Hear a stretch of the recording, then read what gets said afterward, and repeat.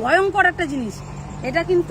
এটা হচ্ছে দেখে কিন্তু আপনাদের মনে হবে তো যে থোকা থোকা তেঁতুল ধরে আছে, কিন্তু না, এটা হচ্ছে একটা সাংঘাতিক জিনিস।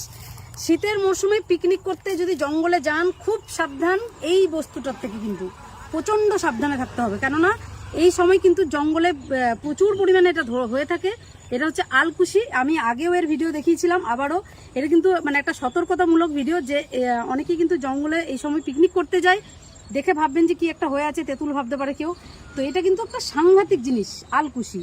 এর কেন সাংঘাতিক বলে, এটা কিন্তু হনুমান, বাঁদরও কিন্তু একে ভয় পায়, বাঁদর একে ভয় পেয়ে চলে, কারণ এ হচ্ছে আলকুশি। এর গায়ে প্রচুর ছোট ছোট রোঁয়া আছে। এই রোঁয়া যদি গায়ে একবার লেগে যায় তাহলে কিন্তু মানুষের মৃত্যু পর্যন্ত ঘটতে পারে। হ্যাঁ, এতটাই ভয়ঙ্কর, এতটাই ভয়ঙ্কর, মানুষের মৃত্যু পর্যন্ত কিন্তু ঘটতে পারে এই জিনিস যদি কারোর গায়ে লেগে যায়। তো সেই জন্য যদি পিকনিক করতে যান জঙ্গলে, বন জঙ্গলে যদি চড়ুইভাতি করতে যান, খুব সাবধানে থাকবেন এই বস্তুটা থেকে।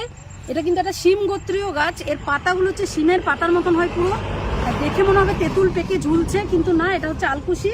এর রোঁয়াগুলো কিন্তু ওড়ে, হাওয়াতেও ওড়ে। তো আমি ধরে আছি, এটা খুব সাবধানে ধরেছি, শুধুমাত্র আপনাদের দেখাবো বলে।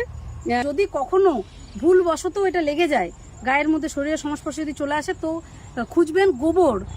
হ্যাঁ, শুনতে অবাক লাগলো, খুঁজবেন গোবর। গোবর পেলে সে গোবর সঙ্গে সঙ্গে গায়ে মেখে নেবেন, যে অংশে লাগবে সে অংশে মেখে নেবেন, তাহলে কিন্তু খুব সহজেই এর রোঁয়া চলে যাবে। না হলে কিন্তু হসপিটালে যদি বেশি পরিমাণে লেগে যায় তাহলে কিন্তু হাসপাতালে ভর্তি পর্যন্ত হতে পারে, এমনকি মানুষের মৃত্যু পর্যন্ত হতে পারে এই আলকুশির জন্য।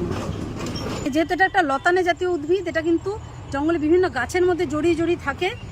চট করে হয়তো চোখে পড়বে না, ভুল করে হয়তো জঙ্গলে ঢুকে পড়তে পারেন, তো লেগে যেতে পারে গায়ে।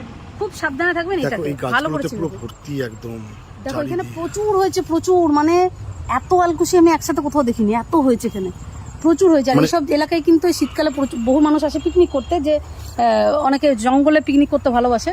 তো খুব সাবধানে থাকতে হবে এই বস্তুটা থেকে।